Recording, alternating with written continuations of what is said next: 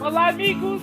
Que bom nós nos reunirmos novamente para falarmos sobre a doutrina espírita, mas olha, hoje nós vamos ter um podcast especial, um podcast comentando os dois episódios em que nós discutimos o documentário Dieta de Gladiadores, que eu sou muito ruim no inglês, hein? Para quem está nos assistindo, eu sou muito ruim no inglês, eu acabei de descobrir que a tradução do nome em inglês e do nome em português são diferentes, coisa que a Nádia já tinha me encantado a bola, né, Nádia? E eu não tinha entendido, agora a Mariana e o Luiz reforçaram.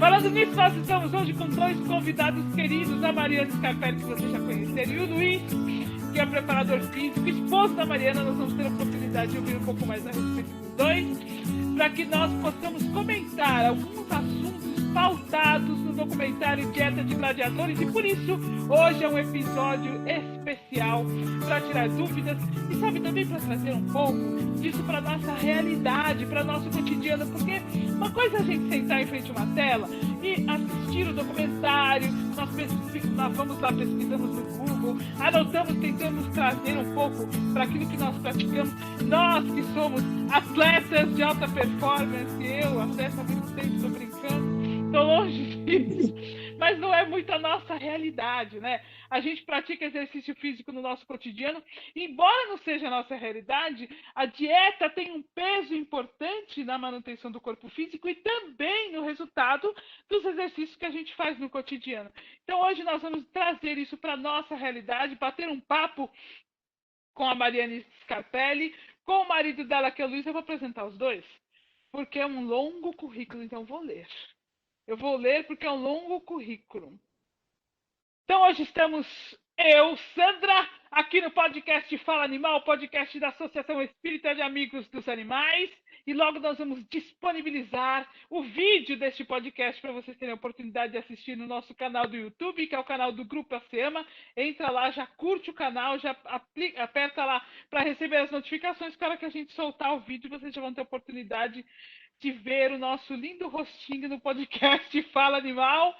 A Nádia está fazendo uma cara de não vai decepcioná-los, mas olha, a Mariana e o Luiz vão fazer jus ao meu comentário, eu tenho certeza. Olá, Mariana. Olá, Luiz. Olá, Nádia. Tudo bem com vocês? Olá, boa noite, tudo bem? Boa noite. Olá a todos, tudo bem? Então, vou apresentar o Luiz e a Mariana para nós conseguirmos bater um papo. Luiz Martins, ele pôs até a idade. Quando a gente é mais novo, a gente fala a idade sem problema nenhum. 39 anos, vegano há 7 anos, profissional de educação física há 18 anos. Não foi à toa que nós o trouxemos para conversar conosco hoje sobre o documentário Dieta de Gladiadores. Ele trabalhou como treinador de voleibol, fez parte da equipe de saúde da família no SUS, como profissional de educação física e atualmente é treinador de corrida e trail running. Eu espero que eu esteja falando certo, se eu não estiver, ele vai me corrigir. Como é que fala? Fala para mim, Luiz. Trail running ou corrida em trilha. Vamos brasileirar, fica mais fácil. Corrida em trilha, na primeira assessoria de corrida vegana do mundo. Animal Runners, eu achei isso o máximo. Eu achei Nós vamos, ao longo do episódio, com certeza, nós vamos focar um pouquinho nisso, que eu achei isso o máximo. A Mariana Scarpelli, nós tivemos a oportunidade de bater um papo 3 episódios atrás. Você que está nos ouvindo, que nos acompanha, já sabe que ela é nutricionista, formada desde 2006 pelo Centro Universitário São Camilo, com experiência clínica hospitalar de alta complexidade, saúde da família, idosos e esporte em academia. Isso tudo a gente já contou, né? Da última vez que nós apresentamos, mas a gente deixou uma coisinha de lado para falar depois, que era justamente esse episódio. Olha, em 2012 ela se tornou vegana, a gente contou também, passou a atender vegetarianos, veganos e pessoas em transição para essa dieta. Há 7 anos atende com exclusividade este público e desde 2017 vem focando seus atendimentos em praticantes de atividade física e atletas de alto rendimento, principalmente de endurance e veganos. Começou a correr em 2009, e aí é que a gente não contou da outra vez. A Mariana também é atleta. Começou a correr em 2009, mas descobriu sua paixão por correr em trilhas e longas distâncias em 2017, quando fez sua primeira corrida de montanha. Desde então, vem se dedicando ao esporte com ênfase em alta performance para dar ainda mais visibilidade ao veganismo e a possibilidade de benefícios da dieta baseada em plantas para atletas. Seu maior desafio até hoje foi correr os 80 quilômetros na La Mission Brasil, atravessando a Serra Fina da Serra da Mantiqueira. Eu vou fazer um comentário à parte. 80 quilômetros! Eu tenho que falar antes de eu continuar. 80 quilômetros! Eu não corro 8 quilômetros! 80, ok, voltando para cá, alcançando o quarto pico mais alto do Brasil, considerada a travessia mais dura do país, foi a terceira colocada geral entre as mulheres, o que a classificou para a seleção brasileira de skyrunning para concorrer no quilômetro vertical na Espanha. Em 2020, porém, por conta da pandemia, teve a disputa do Mundial de Skyrunning adiada para 2022 na Itália. Este ano, 2021, em setembro, retornou às competições e conquistou o segundo lugar nos 80 quilômetros do desafio Rota da Baleia Franca pelo litoral catarinense, largando em Laguna, passando por Imbituba, com chegada em Garopaba. É isso. Agora, em dezembro, vai disputar a final nacional de trail em Minas. Trilhas, vou abrasileirar, conforme vocês falaram. Correndo 45 quilômetros na Serra de Cambotas. Eu me perdi já no meio e olha que eu estou lendo a apresentação. Com tantos detalhes eu me perdi. Então, olha, antes da gente começar, antes de eu começar aí com as primeiras perguntas, fala um pouquinho para mim de todas essas disputas aí que eu citei, todas essas corridas, o que significa, explica, dá uma geral para a gente conseguir entender a apresentação do currículo, para a gente ter uma ideia do que a gente está falando, porque quem é atleta de alta performance fatalmente compreendeu tudo que nós dissemos, mas nós que não estamos aí, como eu posso dizer, a par do assunto, não acompanhamos mais intensamente, conhecemos muito pouco. Então, fala um pouquinho disso para a gente aí dar continuidade ao assunto que nos toca esse episódio. Tá, eu fiz um resuminho, né, assim, mas eu já corria antes de me tornar vegana, mas corria provas de asfalto, corridas de asfalto, essas corridas tradicionais que a gente vê em São Paulo, né, correndo na USP, no Parque do Ibirapuera. E aí, mudando para cá, para Santa Catarina, para Imbituba, eu comecei a gostar de fazer caminhadas e corridas nas trilhas da região, até que eu descobri que existiam essas provas de corrida em trilha, corridas tanto em trilhas costeando o litoral, quanto trilhas em montanhas mesmo, em mata fechada, às vezes com montanhas altas, subindo nos picos, ou às vezes mais plano, mas sempre em meio a galhos, atravessando cachoeira, rio, pedra, e me interessei por isso, e aí fui fazer minha primeira prova em 2017, e vi que coloquei o Luiz, que já era, né, obviamente, educador físico, e fiz ele me treinar. Falei, tem um educador físico em casa, vou colocar ele para me treinar. E me preparei, foram mais ou menos uns 6 meses para fazer esse tipo de prova, porque eu nunca tinha feito. E aí peguei uma boa colocação, fiquei já em segundo lugar nessa primeira prova que eu competi, na época foram 25 quilômetros. E aí eu gostei, eu falei, acho que eu sirvo para o negócio, vou me empenhar nisso, e gostei muito. Isso foi em 2017, em 2018 fiz outras provas, fiz a minha primeira prova de longa distância. Longa distância a gente considera que são as ultramaratonas acima de 42 quilômetros, que 42 quilômetros é a quilometragem de uma maratona, né? Então, qualquer corrida que é acima de 42 quilômetros, a gente considera uma ultramaratona. Então, em 2018, eu fiz a minha primeira prova de 50 quilômetros, ganhei essa prova, depois fiz outra de 50 quilômetros, gostei dessa distância, por incrível que pareça, ganhei também e comecei a ver que eu gostava de longas distâncias, de provas acima de 50 quilômetros. E me empenhei para fazer essa prova da La Mission, que é uma prova que os corredores de montanha, de trilha, têm um verdadeiro carinho por essa prova, porque é uma prova mesmo que é uma prova central desse tipo de competição no Brasil, super competitiva, então eu foquei muito nela e consegui um bom resultado. o lugar é fantástico, realmente você chega a subir mais de 5.000 metros de altimetria, que a gente chama, né? É acumulado. Então, você sobe várias montanhas e o total acaba totalizando 5.000 metros de altitude. E aí, com isso, fui convocada para a Seleção Brasileira de Skyrunning, que vou explicar o que é Skyrunning, é isso, são corridas em montanha, só que com alta altitude, né, com grande altitude. Então, provas que você sobe mais de 1.000 metros de altitude, de altimetria.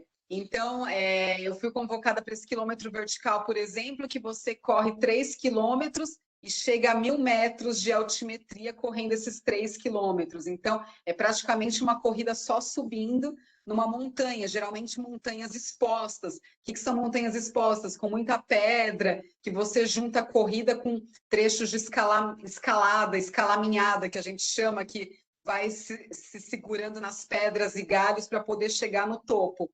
É isso, a modalidade de Skyrunning é misturando corrida com escalada, sempre em alta montanha, e pode ser corridas mais curtas, de 3 quilômetros, 10 quilômetros, mas o que eu gosto mais são corridas acima de 50 quilômetros. Deixa eu só fazer um parênteses aí. Quando a gente fala em altimetria acumulada, o que quer dizer? Por exemplo, em 80 quilômetros, se você subiu 5 quilômetros, 5.000 de altimetria, é como se em 80 quilômetros você tivesse subido 5 quilômetros em linha reta, tá? Se você for considerar o acumulado desses 80 quilômetros, como se você tivesse subido 5 quilômetros em linha reta. Basicamente é isso. Eu imagino, antes da gente continuar, que para fazer uma... Não é como você correr... vou fazer uma maratona de 80 quilômetros, que é linha reta, que eu digo assim, vou pegar uma estrada e vou. Não, tem uma exigência corporal muito maior, porque você tem que ir adaptando a sua condição física, subir, né? Então você muda, por exemplo, o oxigênio, imagino, né? Então você muda a oferta de oxigênio, você tem uma mudança de clima, porque conforme você vai subindo, vai mudando, alterando a temperatura. Então, acho que é uma exigência corporal, pelo que eu estou percebendo, muito maior do que se eu fizer uma corrida numa estrada de 40, 50 quilômetros, eu suponho. Sim, e nessas provas, até por conta disso, dessa mudança de clima e várias situações que você pode encontrar, você está no meio do mato, geralmente são lugares inacessíveis, não tem socorro perto, rápido, então você corre com uma mochila, né, uma mochila própria para isso, que ela é como se fosse um coletinho que fica grudado no seu corpo, onde você carrega os seus suprimentos, então água, comida, né, barrinha de energia, geralmente, né, barrinha de carboidrato, gelzinho, e tem os equipamentos obrigatórios nessas provas. Então, você tem que levar manta térmica, tudo já é próprio para isso. Então, vem embaladinha a manta térmica, que quando você abre, ela fica gigante, se for preciso, mas você carrega... Nessa prova, tinha vários equipamentos obrigatórios. Eu tive que levar blusa térmica também, de manga comprida, tive que levar gorro. Não necessariamente eu usei tudo, mas eu tinha que ter na mochila caso fosse necessário, tivesse uma mudança repentina de clima, que realmente, às vezes você começa numa prova, tá calor lá embaixo, quando você chega no topo da montanha, tá muito frio, vira o tempo de repente, você tem que se agasalhar. Então, você pode torcer o pé, ter que ficar preso lá, esperando o socorro, parado muito tempo. Então, você precisa ter um agasalho para se proteger até o socorro chegar. Alimentação, caso você precise ficar mais horas do que o previsto. Então, além de tudo, a gente carrega peso. Eu carreguei pelo menos uns 5 quilos a mais nas costas, além do meu peso mesmo, para poder correr. E quanto tempo leva, em média, uma prova dessa? Então, essa prova, realmente o que você falou, para você ver a diferença. Essa prova de 80 quilômetros com 5.000 de altimetria foram 17 horas e meia que eu fiquei correndo. Então, você não para, você vai direto. Sim, foi direto. A gente largou às 8 horas da manhã do sábado e eu cheguei a 1 hora da manhã já do domingo, a 1h30 da manhã já do domingo. Já a outra prova de 80 quilômetros que eu fiz, que foi mais plana, que foi essa que eu fiz em setembro, eu demorei 9 horas para fazer a prova, porque era uma prova que pegava mais praia, mais trechos planos e trilha também, mas não tanta altimetria, então acaba sendo mais rápido. É uma exigência física muito grande. Então a gente vai ter muita coisa para Sim. conversar a respeito, até para que a gente consiga explorar e compreender isso. Eu acho interessante a visão de vocês dois justamente por isso, porque é muito fora da nossa realidade, do nosso cotidiano. A gente fica perguntando, todos nós, eu sou vegana há 20 anos, mas todos quando nós iniciamos no veganismo e nós ouvimos as pessoas que nos questionam, puxa, mas será que eu vou ter uma deficiência, né, de proteína? E nós tivemos a oportunidade de já conversar a esse respeito, já conversamos várias vezes, para o cotidiano, para a vida normal. E aí a grande questão é, você vai correr com uma diferença de altura, uma diferença de altimetria, de oxigênio, 17 horas por 80 quilômetros, será que você vai ficar deficiente sendo vegano? Então, assim, é uma outra visão, é um outro campo que nós vamos ter a oportunidade de explorar. A gente vai bater um papo a esse respeito com certeza hoje. Eu queria iniciar perguntando para o Luiz, uma pergunta que eu fiz para a Mariana, já no outro episódio. O que te fez, Luiz, você, que é educador físico, né, que é preparador físico, que trabalha nesse tipo de preparação de atleta de alta performance, o que te fez decidir por uma dieta à base de plantas? O princípio inicial foi que eu fui fazer uns exames, né?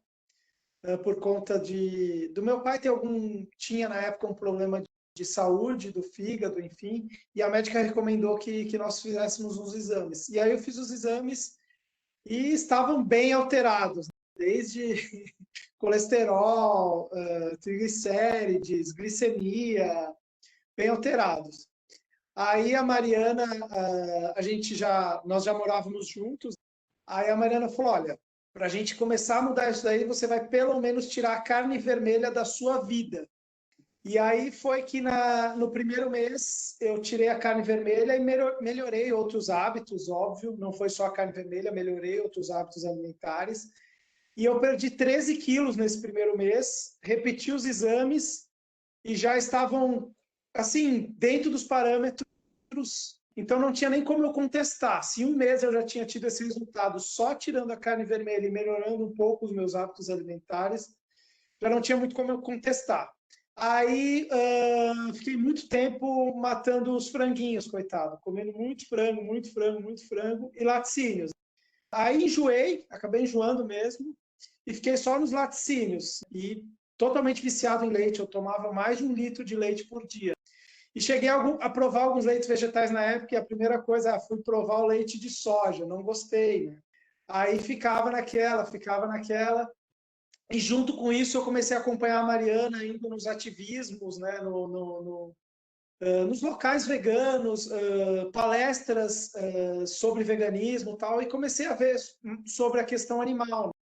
E eu não tinha, assim, apego grande aos animais. E aí eu comecei a ter um apego grande aos animais, realmente, que eu nunca imaginei que eu ia ter o amor que eu tenho hoje pelos animais, né? E aí foi com o tempo, foi passando, eu fui tirando os laticínios. E aí quando nós mudamos aqui para Imbituba, eu decidi de vez que eu nunca mais ia me alimentar de sofrimento animal. E acho que foi a decisão mais importante para a minha vida e para a vida dos animais, né? Porque, de certa forma, eu acho que isso pode com certeza, salvou a minha vida, porque eu não sei como eu estaria hoje com relação à minha saúde, se naquela época, com 31 para 32 anos, eu já estava com a saúde tão ruim, né? E hoje eu me sinto muito melhor do que quando eu tinha 20 anos. Questão de disposição, de saúde, enfim, no geral, assim. Muito bom, interessante a trajetória, porque cada um de nós tem uma história, né?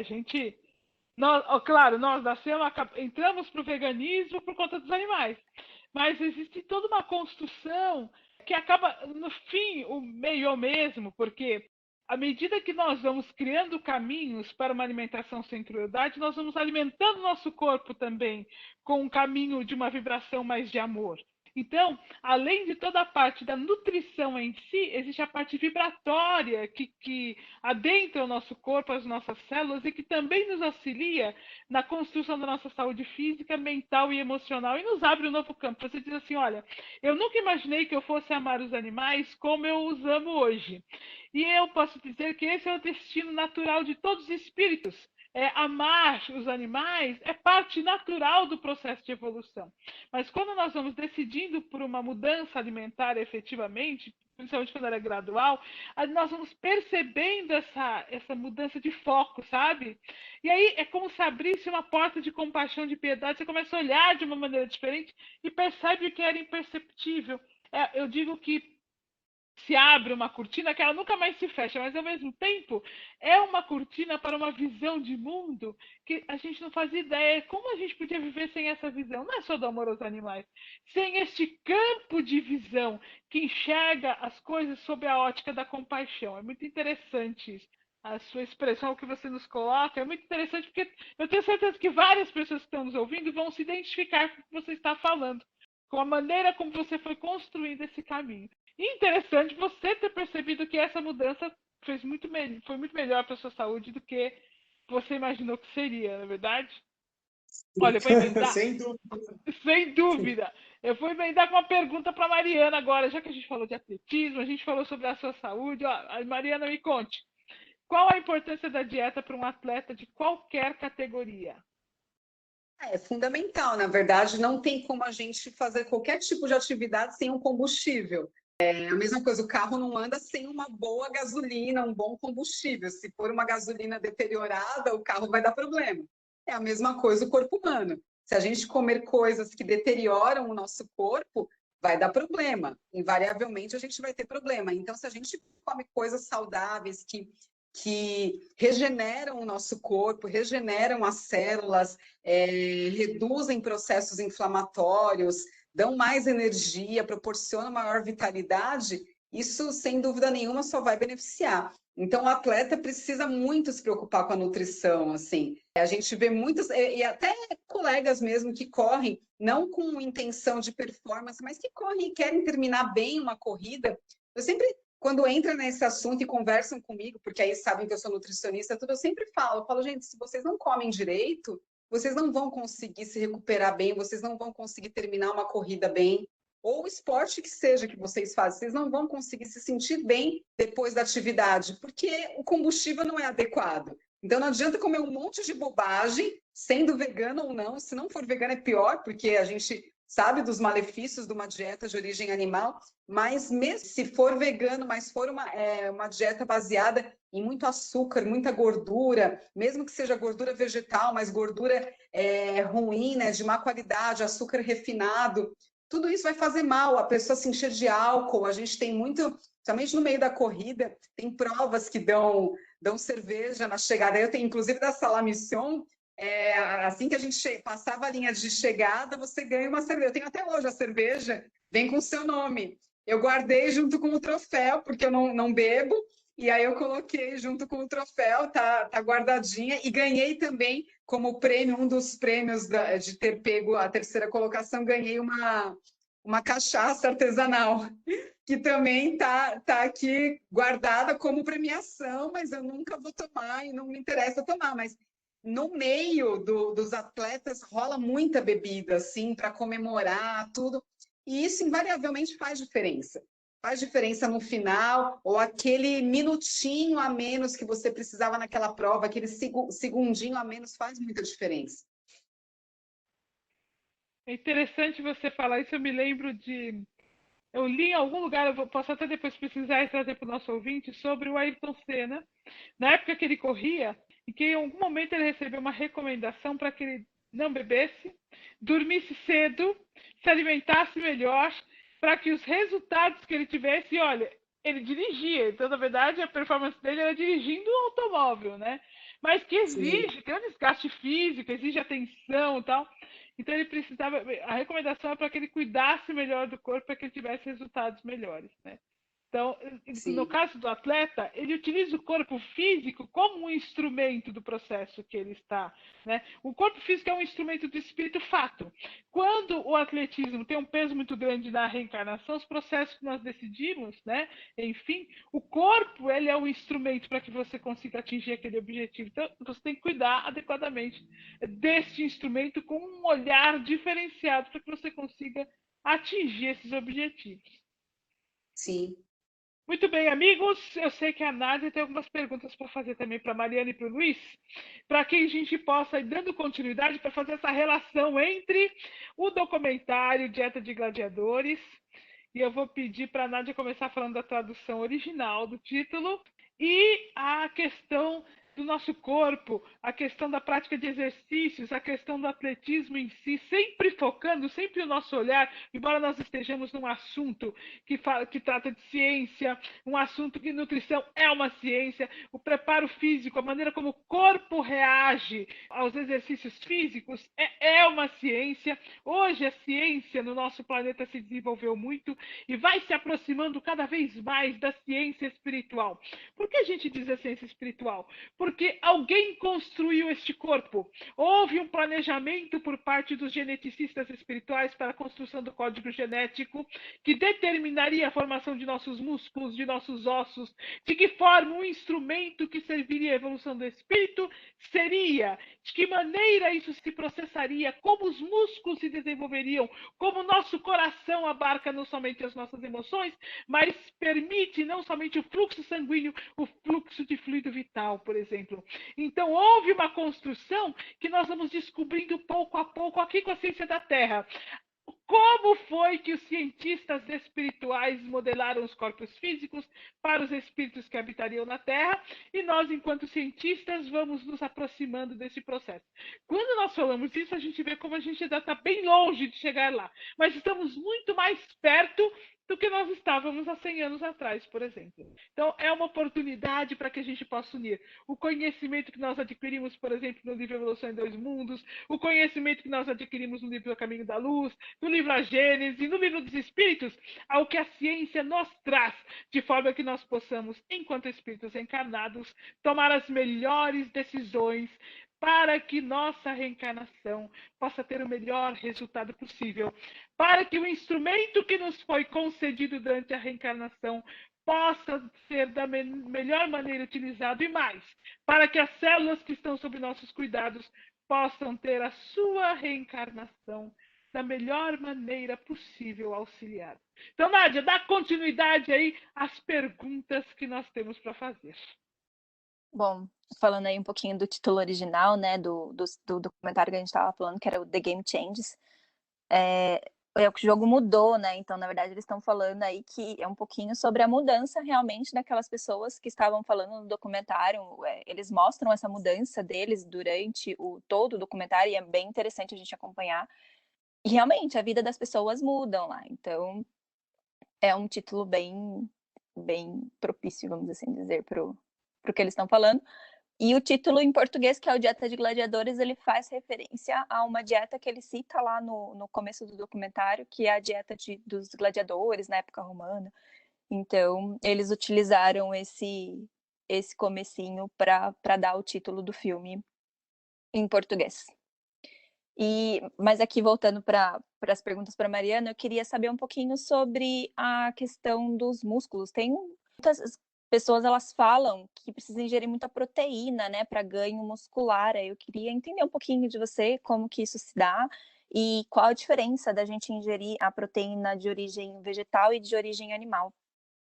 Sim, na verdade, o principal é a gente comer a quantidade calórica necessária, o que a gente precisa. Então, se a gente precisa de 2.000 calorias por dia, naturalmente a gente vai ingerir a quantidade de proteína que a gente precisa também. Isso acaba sendo automático quando você tem uma dieta variada, né, balanceada, equilibrada. Então, as proteínas vêm naturalmente. Aí a pessoa vai falar, mas aí vem proteína da onde, né? No reino vegetal, nós temos proteínas principalmente nas leguminosas. Os feijões, grão de bico, ervilha, lentilha, soja. Temos também nas sementes, algumas castanhas, e nos cereais integrais, mas principalmente nas leguminosas são as principais fontes de proteína.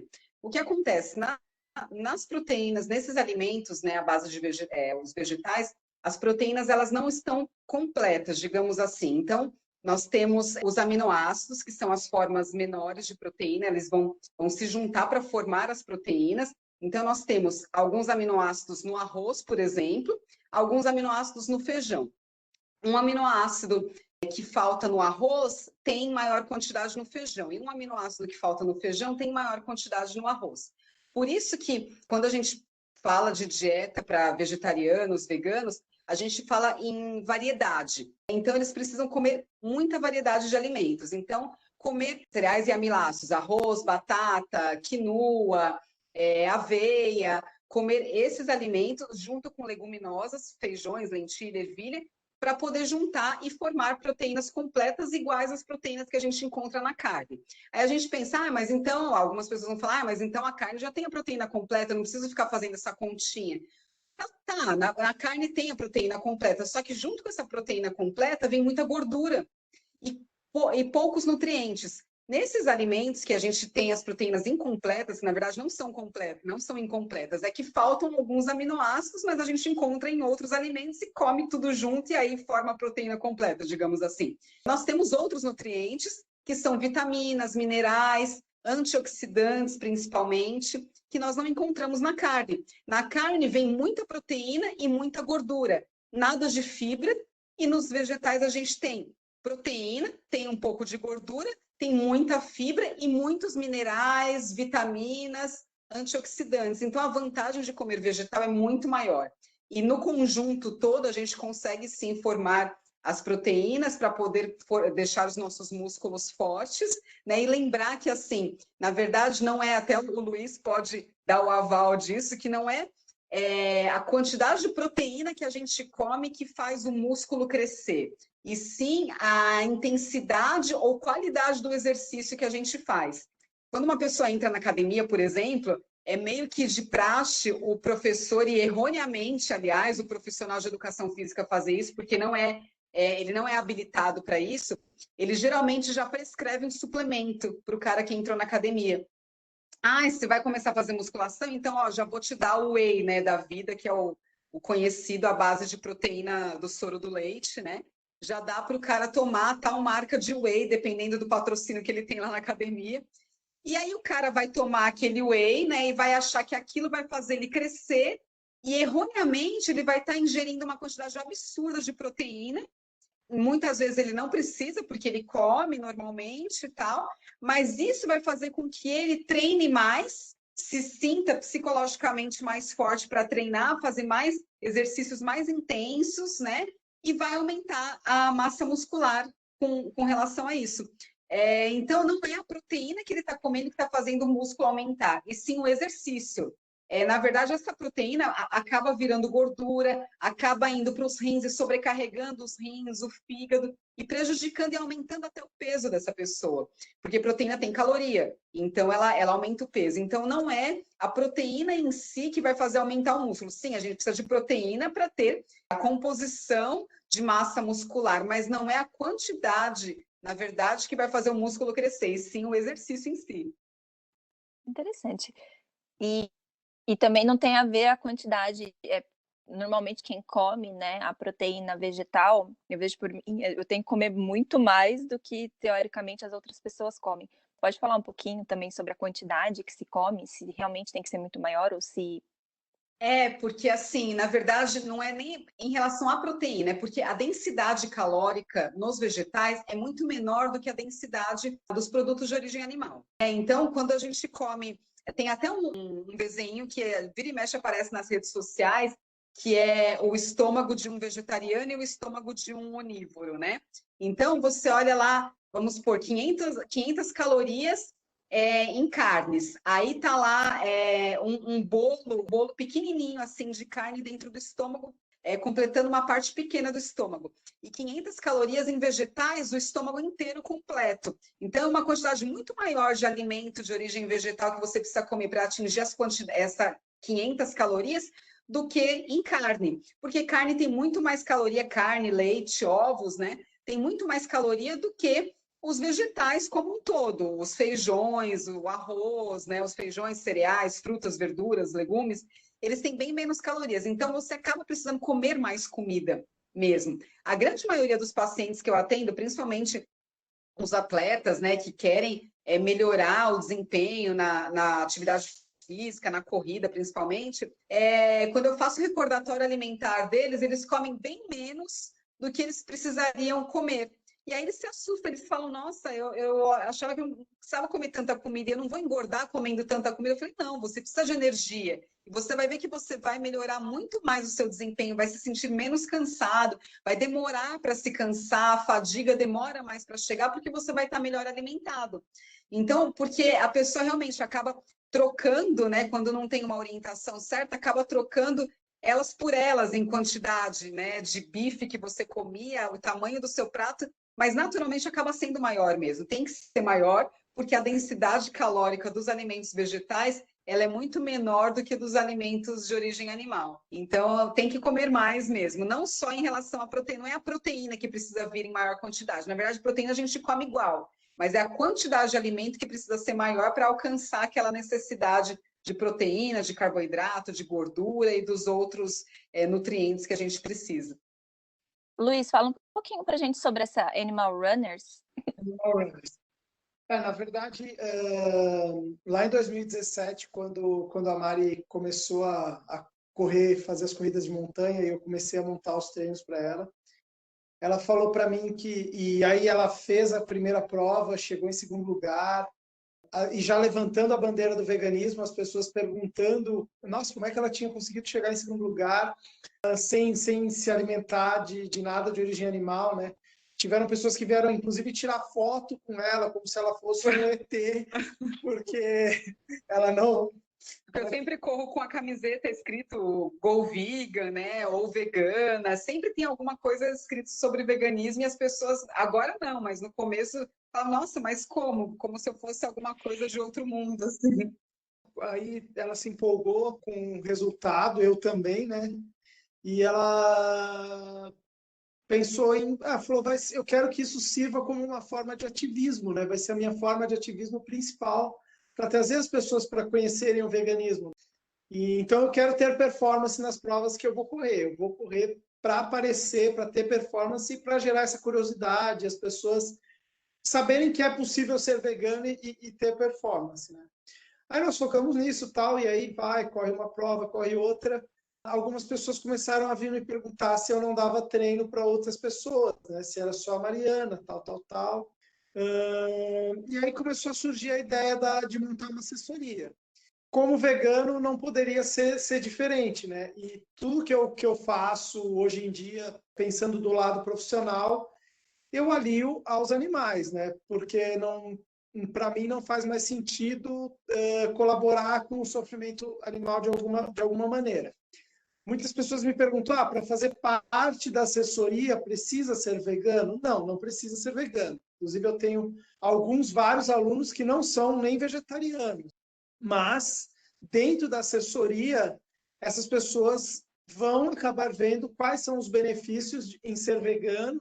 É também uma forma de ativismo, né? A gente está mostrando para as pessoas a nossa vida, o nosso dia a dia, os meus treinos, os treinos da Mariana e de outras pessoas veganas que estão ali dentro da assessoria. E na assessoria a gente sempre faz eventos ligados à causa, sim. A gente já fez alguns eventos para arrecadar ajudas de custo. A gente tem uma protetora aqui na região que ela tem mais de 40 cachorros sob tutela dela, então a gente ajuda. E pessoas não vegetarianas ajudam e se envolvem. Nós fizemos, antes da pandemia, nós fizemos um encontro aqui, já com a assessoria Animal Runners, e aí a gente veio bastante gente, a maioria não era vegetariano e vegano, e aí mas a gente falou, vamos fazer um lanche, né, da tarde, um piquenique, vai ser tudo vegano. Aí então vieram até me pedir receitas de bolos, tal, outros encomendarem confeitaria vegana para trazer, então foi totalmente vegano o lanche, trazido por pessoas que não eram veganas, e aí começaram a conhecer também. Isso é uma forma, né, de fazer as pessoas conhecerem esse tipo de alimentação. Esse ano, por exemplo, por conta a gente fazia esse treino pelos animais uma vez ao ano, né? E agora, por conta da pandemia, a gente teve que mudar tal, e nesse ano de 2021 nós temos dois eventos assim pessoais, né? Eu primeiro fiz a minha primeira maratona, né? Nunca tinha corrido 42 quilômetros, e aí eu fiz os 42 quilômetros, e para me incentivar a fazer os 42 quilômetros e ajudar os animais, cada pessoa comprava 1 quilômetro por R$ 10. Então, assim, e todo esse dinheiro que foi arrecadado foi doado para essa protetora aqui da região.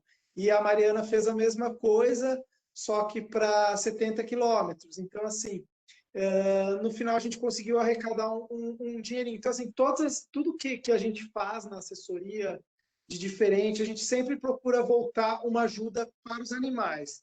Fora isso, também, a gente sabe que o veganismo engloba muitas outras coisas, e dentro da assessoria, por exemplo, a gente tem algumas vagas para valor social, que são as pessoas que ganham até 2 salários mínimos por mês, comprovados, elas vão pagar metade do valor da assessoria, por exemplo. Então, assim, Levanta a bandeira do LGBTQIA+.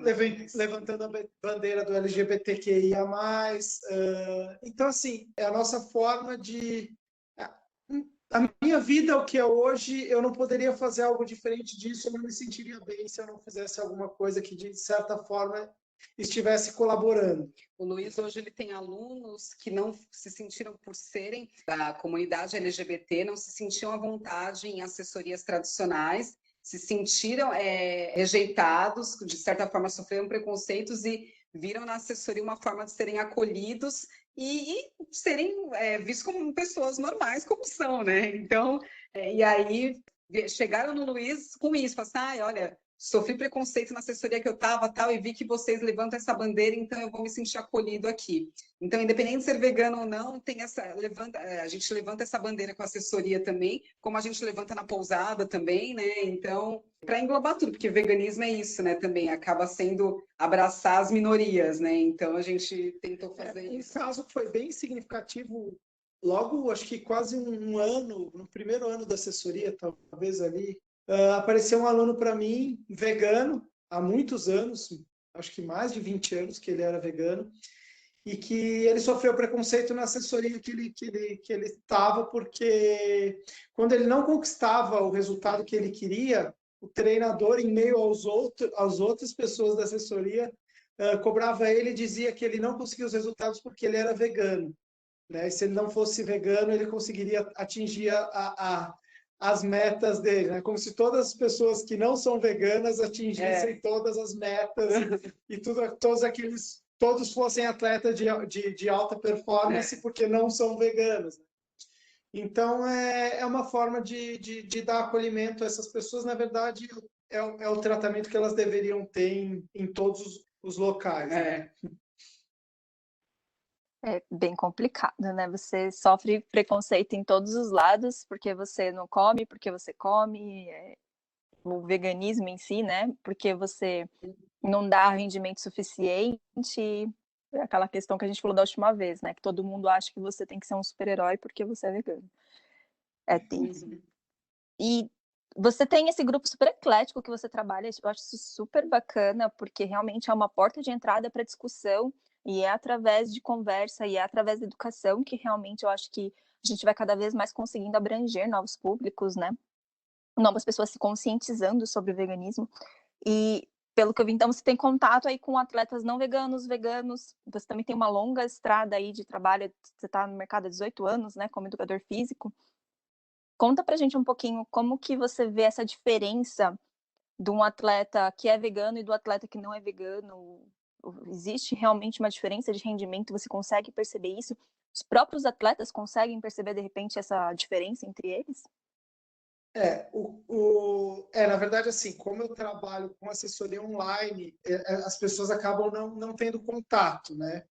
Eu falo por mim mesmo e por relatos de outras pessoas, tá? Não é uma pesquisa científica, enfim, mas pesquisas já mostram isso, tanto que hoje muitos atletas de ponta, que inclusive não têm ligação com o veganismo, acabam indo para uma dieta plant-based, né? Acabam levando só a questão da dieta em si para melhorarem a performance, né? O que eu senti comigo e com a maioria dos atletas que eu converso, da assessoria mesmo, e que fizeram a transição para o veganismo, os pontos principais, né? A recuperação muscular, né? A diminuição dos processos inflamatórios e disposição, né? Então, quer dizer, a pessoa sempre mais disposta.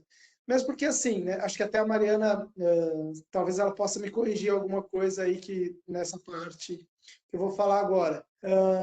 O descanso é fundamental no treino, então dormir bem é fundamental. Se você se alimentar de algo muito pesado, que vai demorar a sua digestão, você não vai dormir tão bem, né? Então você não vai acordar tão disposto e o seu treino ou a sua performance vai ser prejudicada por conta disso também, né?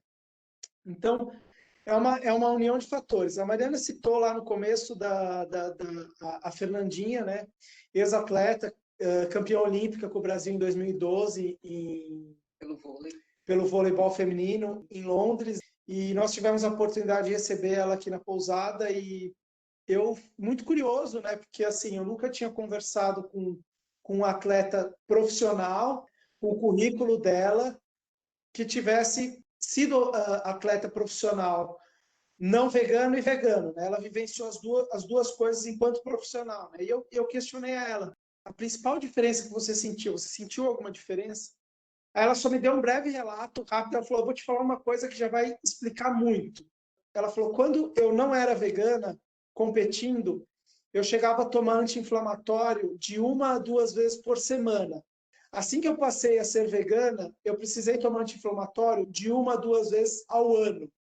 Você levando em consideração o treino de vôlei profissional, que é algo realmente muito intenso, muitos saltos, rotação de ombro, enfim, é para causar muitos processos inflamatórios mesmo, né? Então ela falou, isso é só um exemplo que eu posso te dar do que eu senti da diferença no meu corpo quanto profissional.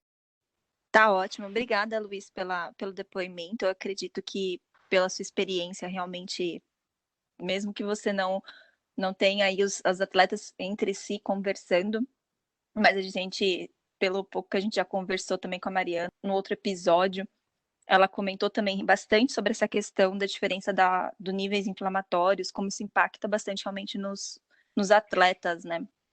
Eu acho que era isso que eu tinha para perguntar. Agora eu vou passar a bola novamente aí para a Sandra. Eu queria aproveitar e falar uma coisa importante. Nós vemos, hoje existe uma relação dentro dos estudos científicos, e é uma relação óbvia, na verdade, né? Entre a inflamação crônica e doenças crônicas. Então, corpo inflamado predispõe a doenças agudas e que podem se tornar crônicas pela constante inflamação, né? Então, a dieta anti-inflamatória é essencial neste processo. E o exercício físico, ele deixa de ser uma inflamação em si, né? Pelo que eu vejo, na verdade, você inflama o corpo, você inflama o músculo, e é isso que vai fazer com que o músculo se desenvolva e assim por diante. Então é importante. A dieta acho que vai ter um peso muito grande nesse processo, né? Porque a dieta anti-inflamatória vai reduzir, não vai reduzir o ganho muscular, mas reduzir o impacto que isso vai ter sobre o corpo. É isso mesmo? Sim. Isso, exatamente. E assim, existem diversos estudos que mostram isso para atletas onívoros, né? Como aumenta a incidência de doenças cardiovasculares, principalmente em maratonistas e ultramaratonistas. E aí o que já tem sido observado, até foi uma coisa que eu percebi, até fui de quando era o filme é de 2018. De lá para cá já saíram, acho que eu já li uns 2 novos estudos, reduz a incidência desse tipo de doença quando o atleta adere a uma dieta à base de plantas. Por quê? Quando o atleta maratonista, ultramaratonista, é isso que você falou, ele inflama o corpo e, assim, a corrida em si, ela produz muitos radicais livres ao organismo, sim, e podem, sim, causar problemas na saúde, principalmente ligados à parte cardiovascular. E tem muitos atletas que morrem mesmo de infarto, tem problemas sérios cardíacos por conta da atividade de alta intensidade. E isso se agrava mais ainda pelo tipo de dieta que o atleta tem, que, é claro, acaba sendo de praxe, até de orientação de nutricionistas convencionais, é um consumo exagerado de ovos, muita proteína, né? Até no filme mostra, né? Eu achava que tinha que comer pedaços gigantes de carne, né? Para poder ter força, ter proteína, ganhar músculo. E aí, quando o atleta adere a uma dieta à base de plantas, obviamente retira esse tipo de alimento altamente inflamatórios, os ovos, as carnes, e passa a comer uma dieta super antioxidante. Antioxidante que significa que combate esses radicais livres, que são altamente produzidos pela atividade de alta intensidade. Então, acaba diminuindo muito, e já tem uns 2 estudos que saíram depois desse filme até, que mostrou como diminuiu a incidência de problemas cardiovasculares por conta da adesão de uma dieta à base de planta, mesmo em atletas de alta performance, maratonistas e ultramaratonistas, que tradicionalmente já tinham um histórico de uma vida mais curta até, ou ter que parar antes esse tipo de atividade, a prática do esporte, por conta de ter desenvolvido uma doença cardiovascular, mas aí com a adesão dessa dieta mais saudável, não precisa, você tem uma vida mais longa no esporte e um dano muito menor ao seu corpo, porque você acaba causando um dano, é isso mesmo, você causa um dano ao seu corpo com atividade de alta intensidade, mas aí você comendo bem muitos antioxidantes, que é o principal, você consegue sanar esse dano que o esporte causa. Né? Esporte não até tem uma frase, né? Esporte não é saúde, né? Atividade física é saúde. Esporte não é, porque você leva competição, você leva o seu corpo ao extremo mesmo. Então você se sujeita a maior incidência de lesões, as células ficam mais inflamadas mesmo, né? Então tem uma lesão como um todo causada no corpo por conta de levar o seu corpo ao extremo. Mas você pode fazer com que isso seja diminuído por conta de uma boa alimentação, e principalmente uma alimentação baseada em plantas. E os estudos já vêm mostrando isso. Então, na verdade, com o esporte de competição, que é o que vocês estão me dizendo, você lesa o corpo, porque você leva o corpo ao extremo, e aí, em paralelo, você ainda ingere uma dieta que também lesa o corpo. Então, você acaba tendo um agravamento, ao invés da alimentação ser a medicação que vai sanar a lesão causada, que vai permitir a recuperação adequada, ela agrava a lesão e cronifica a lesão, né? Então você não tem uma recuperação auxiliada pela dieta, você tem um agravamento, uma cronificação, por isso um encurtamento mesmo, né? Quase, eu vou me atrever a dizer, quase um suicídio involuntário, porque se você lesa o corpo, não recupera o corpo, você reduz o tempo, fatalmente está consumindo seu fluido vital, você acaba fazendo um quadro de suicídio involuntário. Não está focado nisso, mas acaba gerando isso, efetivamente. Né? Sim. Dando continuidade a isso, Mariana, responde pra gente, ó. Você é nutricionista, mas a gente já viu que você é atleta, né? Conta pra gente como a alimentação vegana teve impacto na sua performance como atleta, além dessa parte da recuperação que você está falando pra gente. Então, eu quando eu comia carne, né? Quando eu não era vegana, eu não competia. Então, mas eu percebo que houve uma facilidade assim para chegar. Eu sempre fui magrinha, mas uma magra falsa, digamos assim, que eu não tinha uma baixa porcentagem de gordura para a competição, né? Então, hoje eu consigo chegar muito mais fácil ao nível de gordura que eu preciso ter para competir, para me sentir leve para a competição. Eu tenho essa recuperação muscular, é óbvia, assim, eu percebo, e conversando até com colegas mesmo que comem carne e tudo, eu vejo que a disposição delas não é tão boa quanto a que eu tenho. O que o Luiz falou é isso também, eu tenho um sono melhor, eu sinto que é mais reparador do que se eu tiver uma alimentação mais pesada mesmo.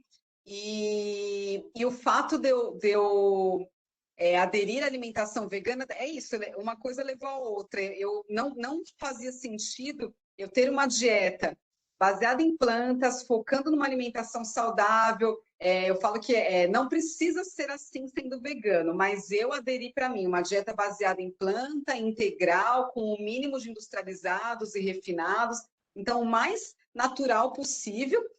Não fazia sentido eu continuar consumindo álcool, né, alimentos processados, então isso eu levo para tudo. O suplemento que eu tomo é um suplemento limpo na composição, então é um suplemento natural. eu não consigo levar, porque aí o pessoal tá na competição, mas aí na competição eu levo bala de goma, qualquer coisa para suprir a energia, né? Qualquer porcaria, assim, eu não consigo. Então, o meu combustível na competição é tâmara,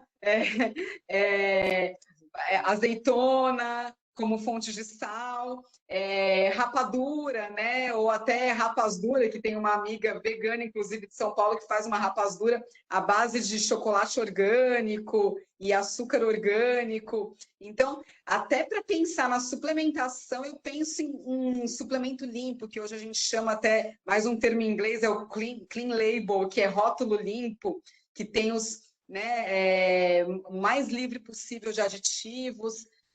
E eu percebo que a minha recuperação é muito melhor mesmo. É assim, eu corro 50 quilômetros no dia. Eu estou cansada, obviamente, mas no dia seguinte eu estou pronta para correr de novo. Entendeu? Eu não sinto fadiga muscular. E eu vejo que a alimentação ajuda muito isso, assim, obviamente. A alta carga de antioxidante e anti-inflamatórios me ajuda muito. E desde que eu comecei a competição, eu não ingiro. Não é que eu era alcoólatra, mas eu tomava socialmente. Mas hoje eu não bebo nada. Vai fazer 4 anos que eu não coloco uma gota, porque é isso. Eu falei, se eu quero ter uma alimentação natural, não faz sentido eu colocar algum tipo de química no meu corpo. Então, tirei o álcool total e qualquer alimento, açúcar branco, refinado, farinha branca, eventualmente só entra, que agora é a época dos panetones, então, eventualmente, falar uma vez por ano, mas eventualmente, assim. Então, isso faz toda a diferença. É claro que se você coloca um atleta onívoro, né, e um atleta que é vegano, mas não necessariamente que é tão alinhado quanto eu, que segue tudo direitinho, assim, sem consumir nada realmente prejudicial, você já vê diferença. Mas aí, entre os veganos que consomem ainda junk food e os que não consomem, você vê mais diferença ainda em relação à recuperação muscular e melhora em desempenho. Porque é o que fala mesmo no filme, a alimentação integral, à base de plantas, livres de refinados e com mínimo de processados, é o que faz efeito mesmo no corpo. Não só para a performance, como para a saúde em geral, né? Eu vou fazer uma pergunta para o Luiz. Trazendo um pouco disso que você está falando, inclusive, Mariana. Olha, gente, se é uma dieta à base de planta, ela é tão melhor para o atleta em si, na verdade, né? É óbvio, a gente viu isso em estudos. Você, Mariana, está a par de um monte de estudo, porque é nutricionista, né? O Luiz, acompanhando performances, etc. Nós vemos isso na prática, a gente viu a partir de documentários, né? Então, assim, falando de atleta de alta performance, sem dúvida, a dieta à base de plantas é muito melhor. Sendo assim, por que os atletas não aderem como um todo a essa dieta, né? Por que vocês acham que um atleta de alta performance está disposto a sacrifícios, né? Então, por que não há uma adesão maior? O que vocês acham que impede os atletas de aderirem simplesmente a uma dieta que vai ser melhor para eles, inclusive para os resultados que eles vão ter dentro das competições? Dois pontos que eu acho que são principais. O primeiro, o preconceito, né? O próprio preconceito, a falta de conhecimento, os profissionais que estão em volta desses profissionais, às vezes um nutricionista que não está preparado para aquilo, não conhece aquilo a fundo, não estudou aquilo a fundo, não se atualizou, né? E o segundo ponto é o ponto comercial, né? Você imagina que um atleta de alto rendimento ele tenha, de repente, uma proposta de apoio, de patrocínio de alguma marca que tem alguma ligação, uma marca de carnes, uma marca de laticínios, uma marca de... Enfim, ainda não levando apenas o veganismo como a parte da dieta, tá? Se você levar a parte da filosofia em geral, aí você vai entrar na questão do couro, da exploração animal, e aí você restringe, sei lá, acho que 80%, 90% daqueles que iriam te apoiar, você vai ter que recusar, né? Se você for levar aquilo a fundo, por exemplo, nós para para buscarmos apoiadores para a Mariana. A gente tem que pensar em mil coisas. Então, assim, existem todos esses fatores que acabam afastando. Eu costumo dizer assim, um grande exemplo hoje é o Lewis Hamilton, né? Você chegou a falar do Ayrton Senna, né? A gente tem uma visão que eles são pilotos de corrida, eles são atletas, tá? Hoje, com um piloto, para ele ter performance, ele é atleta. O Ayrton Senna corria 10 quilômetros para um tempo praticamente da elite, tá? Ele tinha uma velocidade de corrida de 10 quilômetros para baixo de 40 minutos, o que hoje você pode ver que é uma velocidade de elite, praticamente, no mundo de atletismo.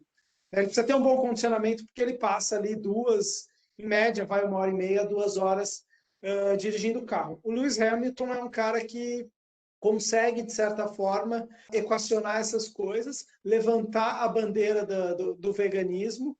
E, assim, por mais que ele tenha alguns apoiadores que não sejam veganos, ligados à causa vegana, ele, por exemplo, está levando para dentro da Mercedes, né, que é a equipe dele, que é a equipe que apoia ele, levando tirando os combustíveis fósseis, por exemplo, dos carros da Mercedes. Fez a Mercedes tirar o couro. Fez a Mercedes tirar o couro da produção do estofamento dos carros. Então, assim, ele viu uma outra forma positiva com o nome que ele tem de causar impacto dentro de uma grande indústria, né? E assim, outra coisa eu acho, entre os atletas que não têm o poder de fala que o Lewis Hamilton tem hoje, por tudo que ele já conquistou, então ele acaba tendo ele consegue falar isso e não perde nada com isso. E se ele perder um pouco também, ele não se importa, porque não vai fazer falta na carreira dele. Mas a maioria dos atletas também tem um pouco de medo de se posicionar. Eu vejo por mim, imagina, eu não sou ninguém perto do Lewis Hamilton, não sou atleta profissional, eu sou uma amadora, mas que busca estar entre os melhores atletas na minha modalidade no Brasil, né? Mas, assim, eu sou considerada uma atleta polêmica por conta da minha posição como vegana. Porque eu sempre... eu sou uma atleta polêmica. Entre os organizadores das provas, entre a pessoa, no meio das pessoas que convocam atletas para a seleção. Eu sou uma pessoa polêmica.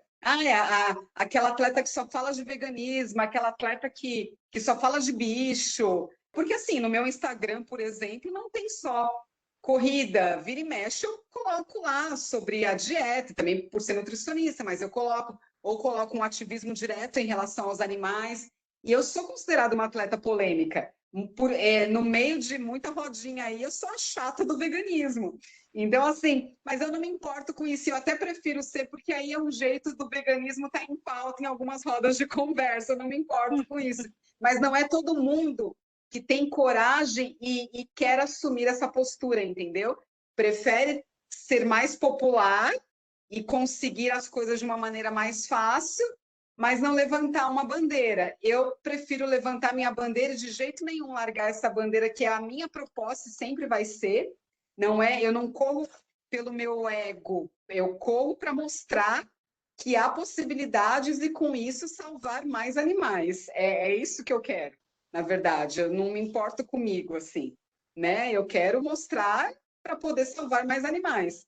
E tanto é que eu falo, se não fosse possível com a dieta, é perfeitamente possível, a gente já mostrou aqui, mas eu falo, então eu tomaria cápsulas para poder ter força para mostrar que também tomando cápsula daria para salvar os animais. Ou se falasse, então você, sendo vegana, você não pode correr, porque vai te matar se você for vegana e correr, não é possível. Então eu ia deixar de correr. Para mim, a corrida não é o principal é o veganismo. Mas para muitas pessoas não é, né? Então. É natural que nós ainda tenhamos de viver num campo polêmico, porque nós vivemos num choque de realidades. Quebrar paradigma é criar polêmica. Na verdade, quando você quebra conceitos moralizadores que foram construídos de uma forma, a fim de construir novos conceitos, cuja moral perde-se, vai se desligando dos pré-conceitos anteriores para se ligar a uma construção nova de pensamento, a um paradigma que vai se estabelecendo. Daqui a alguns séculos, menos até, daqui a há umas décadas, o paradigma vai estar mais estabelecido culturalmente. Então não vai ser tão polêmico, né? Mas hoje nós estamos iniciando a construção nova, de uma consciência nova, de uma formação do corpo nova, de uma visão acerca do mundo nova. Na verdade, nós estamos construindo as bases da regeneração. E se nós já estivéssemos com a regeneração pronta, a gente não teria que mudar nada. Significa que nós temos mudanças grandes a fazer de forma a construir essa consciência nova que deve estabelecer um campo vibratório novo. E aí, quando a gente faz isso, a gente cria polêmica. É inevitável, a gente cria polêmica e o criar polêmica é que vai construir esse caminho novo, né? Essa é uma polêmica do bem. A polêmica que defende o evangelho é a polêmica do bem. A polêmica que diz, olha, nós precisamos aprender a ter compaixão, nós precisamos aprender a ter piedade, nós precisamos aprender a amar conforme Jesus nos ensinou, ainda que a gente não fale de Jesus, mas que nós estejamos trazendo palavras e atitudes que estão condizentes com o evangelho, então a gente está criando a polêmica do bem. Esse é um caminho necessário. Mas a gente acaba incomodando, porque a gente está falando para as pessoas assim, olha, meus irmãos, meus amigos, nós precisamos mudar, porque o caminho que a gente está fazendo não está bom. E aí a gente vai criar dificuldades, né, na família, entre os amigos, entre os atletas, né, e assim por diante. Mas isso é positivo, né? Eu fico imaginando as discussões aí nos séculos, né, 2 séculos atrás, sobre a questão do abolicionismo. Você imaginou? Eu sempre penso, né? Imagina uma mãe de um abolicionista indo na igreja falando para o pai de seu padre, né? A esposa de um fazendeiro escravocrata, que o filho era abolicionista. Seu padre, meu filho, se perdeu. Né? Vocês imaginam isso? Lá no século XVII, por exemplo? Mas porque ele virou abolicionista. Reza 1000 Ave Maria, 1000 Pai Nosso para esse menino voltar, para esse menino voltar, né? Nós estamos hoje fazendo um caminho de abolição. E ele é bastante assustador no mundo diante da forma como o mundo se posicionou explorando os animais. Então é natural que hoje a gente ainda seja muito esquisito. Mas no futuro, esquisito vai ser o inverso, não é verdade? Muito bem. Nádia, eu sei que você tem perguntas para fazer para Mariana. Eu tenho. A gente fala bastante sobre proteínas, né, para atletas, principalmente atletas veganos, porque todo mundo pensa, meu Deus, vai pegar proteína onde? Onde vai achar proteína? A gente já falou sobre onde a gente acha proteínas, mas a gente fala um pouco sobre carboidratos, que ele é bem importante. Eu queria que você falasse um pouquinho pra gente a importância do carboidrato na ingestão do carboidrato para atletas, como que isso influencia. Tem muito preconceito em relação à ingestão de carboidrato, principalmente quando a pessoa está fazendo a transição para a dieta e geralmente chega para mim, né, até como nutricionista, chega e fala, mas eu tenho medo de comer carboidrato, eu não vou engordar, né, comendo arroz e feijão, por exemplo, eu não vou engordar, né, vou ter que comer muito pão, vou ter que...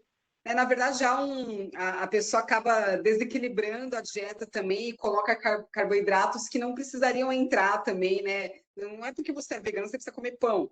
Não que não deva comer, pode comer, mas é que a pessoa acaba comendo só isso como fonte de carboidrato. Enfim, carboidrato ele é essencial na nossa dieta e ele precisa compor 60% pelo menos da nossa alimentação. Um atleta, dependendo da modalidade dele, precisa comer até 70% da composição da dieta dele à base de carboidrato. Eu preciso de 70% da minha composição à base de carboidrato, porque senão eu não corro, eu não tenho energia para correr. E o cérebro, fala também no documentário isso, a glicose é a principal combustível de energia para o cérebro. Né? Então, se a gente não come carboidrato, não gera glicose no nosso organismo, e a gente sente fraqueza, tontura, dor de cabeça. Aí vem a moda do low carb, né? Eu sempre falo que a equação não fecha você ser atleta, seja de que modalidade for, e principalmente corredores, fazendo uma dieta low carb. Não faz sentido.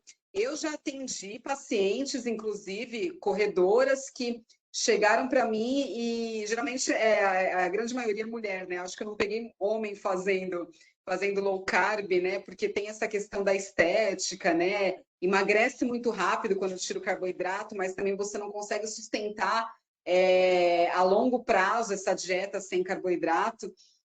E é isso, a pessoa tira o carboidrato, a princípio até consegue se sentir bem, porque perdeu peso rapidamente, mas aí depois começa a se sentir fraco. E aí, geralmente, essa paciente, quando eu coloco, falo, não, nós vamos agora fazer um teste. Você vai começar a comer, que seja, uma banana, que é carboidrato, antes do seu treino de corrida. A diferença de performance que aquela pessoa vai ter só com colocar uma banana a mais na alimentação dela já é absurda. Absurda. A pessoa, vamos supor, consiga correr 30 minutos, ela vai conseguir correr 50 por conta de ter colocado uma banana a mais na alimentação antes do treino, porque antes ela corria ou sem fonte nenhuma de carboidrato, só tomando um cafezinho de manhã, ou fazia o treino em jejum até. Então, assim, o carboidrato ele é fundamental e a gente precisa parar de demonizar o carboidrato. É algo que é uma coisa que mostrou muito no What the Health, né, naquele outro documentário, que o vilão maior são as gorduras de origem animal e não os carboidratos. E, claro, a gente saber escolher a fonte de carboidrato. É claro, se você se entupir de carboidrato proveniente de um refrigerante, por exemplo, que é cheio de açúcar branco, né? Ou se entupir de pão branco, de açúcar adicionado a um suco de fruta, ou a um suco artificial já cheio de açúcar e adicionar mais açúcar, isso vai te fazer mal. É um tipo de carboidrato que não vai acrescentar nutriente nenhum ao seu organismo, vai fazer com que a glicose suba rápido, né? A glicemia, o nível de açúcar no seu sangue suba de maneira muito rápida, você tenha um pico de insulina também, precisando trabalhar ali, pode gerar um estresse, as suas células produtoras de insulina podem entrar em pânico, começar a não produzir, você pode desenvolver aí uma diabetes, enfim, várias coisas podem acontecer, mas se você souber escolher o carboidrato bom, então, principalmente carboidratos provenientes das frutas, né? As pessoas têm muito preconceito com fruta, e é uma coisa que eu sempre praticamente deixo à vontade nas dietas, salvo algumas exceções que precisa controlar, mas você não precisa ter preconceito com fruta. Outra coisa é o preconceito com suco de fruta. Antes da pessoa conseguir consumir fruta através dos sucos do que ela não consumir fruta nenhuma. Então, a gente também precisa perder esse preconceito. Mas me falaram que o suco de fruta engorda. Sim, é melhor a gente consumir a fruta in natura, mas antes que seja em forma de suco do que não consumir nada. Mas então, a base dos cereais, então o arroz, né? Batata, pode ser a batata inglesa mesmo, batata doce, as frutas, os feijões em si, eles têm uma porção de carboidrato, é uma fonte de proteína, mas eles têm um pouco de carboidrato. Quinoa é um cereal interessante para usar, que tem carboidrato bom. Aveia é um carboidrato muito bom. Farinha integral, farinha de trigo, mas integral, né? Então, as sementes em si têm uma boa fonte de carboidrato também, algumas sementes. Então, a gente tem opções aí e a gente precisa, sim, consumir carboidrato. Quem não consome carboidrato se sente fraco, começa a ficar mal-humorado, porque o cérebro não funciona direito, então desenvolve mau humor, dor de cabeça, fraqueza, desânimo, falta de disposição. Tem que comer carboidrato. Eu levanto a bandeira sempre do carboidrato. Ao contrário de muitas pessoas, eu sou sempre a favor, independente de ser corredor ou não, tem que comer carboidrato. Que bom, eu amo carboidrato. Deixa eu perguntar. Essa questão da energia, tem muita gente que troca pré-treino e inclui muita cafeína também. Eles fazem um intervalo, né? Às vezes come carboidrato, às vezes faz com cafeína. O que você acha da cafeína nessa parte do treino dos atletas? Então, a cafeína não faz muito tempo que ela foi retirada da lista de dopagem. Antes ela era considerada doping. Então, não se podia usar cafeína de maneira nenhuma, em dose nenhuma, para atletas, porque você podia ser pego no doping em competições oficiais. Hoje já foi liberado, claro, numa certa dosagem. Você não pode usar, né? E também nem é recomendado, né? Mas eu sou a favor, sim, da cafeína. É claro que ela tem que ser, como tudo, né? Todos os suplementos, ela tem que ser bem orientada. Não é para a pessoa tomar em grande quantidade. Já atendi também pessoas que tomaram sem orientação e tiveram taquicardia, aumento da pressão arterial. Então, não pode, claro, aí como profissional nutricionista, Se for o caso de colocar para um atleta usar a cafeína, a gente vai fazer teste, então começar com uma dose mais baixa, ver como se sentiu, dependendo, vai ser antes do treino ou no meio do treino, colocar, dependendo do que o atleta me relatar em relação à fadiga, disposição, antes ou no meio do treino que ele sente, a gente faz aí uma programação para consumir antes ou no meio. A cafeína vinda do café, junto com outros componentes que tem no café, ela tende a dar um sinal deixa a pessoa muito alerta, muito ligadona. Então, hoje a gente tem outros recursos. O chá preto é um produto legal para se usar, porque deixa a pessoa mais alerta, tem cafeína, mas ela mantém o foco da pessoa sem dar aquela agitação que o café dá. E hoje existem, claro, dá para você fazer manipulado, cafeína, para ter uma dose certa que a pessoa precisa. Então, acho que tudo tem que ser orientado, mas eu sou a favor, sim, da cafeína. Eu, particularmente, eu não uso a cafeína em si, mas existem alguns produtos. O chá preto eu uso, e a rapadura que eu falei que eu uso, que tem cacau, e tem também um dos sabores dela tem café, tem um pouquinho de cafeína. Mas não é algo que eu uso para melhorar minha performance. Mas o chá preto eu uso para melhorar foco, sim, em estudo, melhora muito para eu... até em atendimento, às vezes se eu estou muito cansada, eu uso o chá preto para melhorar o foco para um atendimento, para estudar, para render melhor no estudo, ajuda bastante. Tá ótimo, muito obrigada. Meus amigos, a conversa está muito boa. E a gente falaria que, eu tenho certeza, porque enquanto vocês estão falando, já foi me surgindo um monte de coisa na cabeça. Nós falaríamos mais 1, 2 horas, sem dúvida, e eu acho que a gente vai ter uma nova oportunidade para outro bate-papo. Vamos aguardar um pouco, eu tenho certeza que vou ter mais assuntos para a gente falar. Antes da gente encerrar, porque senão fica muito longo, eu tenho uma pergunta de uma das nossas ouvintes para a Mariana. Quando ela ouviu o podcast anterior que nós fizemos depois de Bater Health, ela queria saber sobre a questão do ômega 3 e o ômega 6 na dieta à base de plantas. Então, eu queria que você falasse um pouquinho a esse respeito para responder essa pergunta. Ela ficou bastante curiosa, a gente falou, vocês podem perguntar para ela, a gente ia fazer podcast, já estou perguntando. Então, na dieta à base de plantas, a nossa principal fonte de ômega 3 e ômega 6 é a linhaça e semente de chia.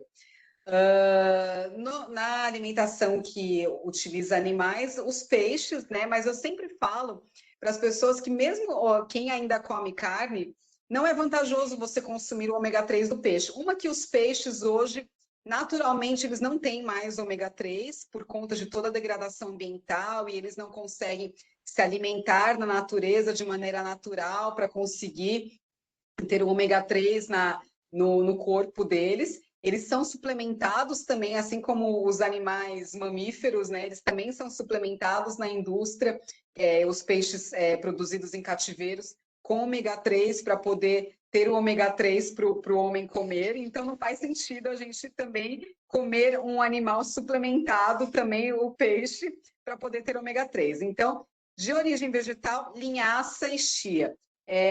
O que é recomendado? Pelo menos 1 a 2 colheres de sopa de sementes de linhaça ou de chia todos os dias. A chia, você pode comer ela direto, in natura, adicionada por cima de frutas, por cima do prato de comida, na salada. A linhaça, ela precisa ser triturada, porque a linhaça é uma semente muito dura, então a gente não consegue digerir ela de maneira adequada se a gente consumir ela inteira. Então, o que eu aconselho? Compra a semente inteira e tritura em casa, coloca num potinho fosco para ela não pegar luz, porque ela fica é muito sensível o ômega 3 à luz, e ele pode oxidar e acaba perdendo a sua funcionalidade. Então, tem que deixar ela no escuro, então num potinho fosco, depois de triturada, para ser consumida sobre frutas, numa vitamina, bater com suco, ou pode bater ela inteira no suco, que aí já tritura, e aí tudo bem, né? Mas a linhaça tem que ser triturada. A semente de chia, não. Outra alternativa é o óleo de linhaça. que tem até mais ômega 3 do que a semente, porque o óleo acaba sendo mais concentrado, só que o óleo ele tem um gostinho ruim, né? Muita gente não gosta, é mais forte. A linhaça lembra muito, até por conta do ômega 3, lembra muito o gosto de peixe mesmo. Então, uma alternativa é você misturar o óleo de linhaça, pode misturar com um pouquinho de azeite. O azeite ele é neutro em relação ao ômega 3 e ômega 6, ele tem ômega 9, então ele não vai atrapalhar a absorção. Usa da mesma semente. Falando ômega 3 e ômega 6, porque esses dois sempre casadinhos, né? Porque um ajuda a conversão do outro. A gente consome, no reino vegetal, na linhaça e na chia, a gente consome o ômega 3 e o ômega 6. E dentro do nosso corpo vai haver uma conversão para eles serem transformados nos ácidos EPA e DHA, que são as formas ativas que vão fazer a função benéfica, né, no nosso organismo, para reduzir problemas cardiovasculares, processos inflamatórios, enfim. A gente precisa sempre se preocupar com alimentos que têm uma relação boa entre o ômega 3 e o ômega 6. Então, geralmente, uma relação entre 2 a 4 para 1. De ômega 3, de 2 a 4 de ômega 3 para 1 de ômega 6. Quais os alimentos que têm essa relação melhor?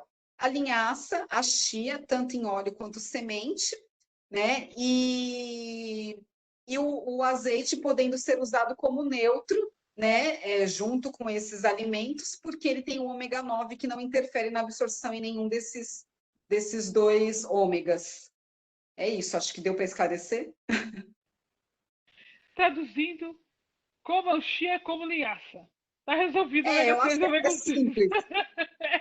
Usar como hábito diário, assim, ter essas sementes como hábito diário. Se a linhaça ficou complicada porque tem que triturar, usa a chia, que é mais prático, tem até um pouquinho mais de ômega 3 na chia. Usa em tudo a chia, o que puder fazer, colocar nas receitas, colocar na receita do bolo, na receita do pão, por cima do arroz, cozinhar junto com o arroz, bater no suco. Pronto, não tem segredo. Não tem segredo. Meus amigos, eu não sei nem como agradecer. Foi muito esclarecedor, muito mesmo. Luiz, estava com saudade de ver minha Mariana há pouco tempo, fazia tempo que eu não te via. Estamos felizes com as respostas, felizes de trazer para nós, para o cotidiano, porque na verdade vocês acabam simplificando as informações, fica fácil, fica simples.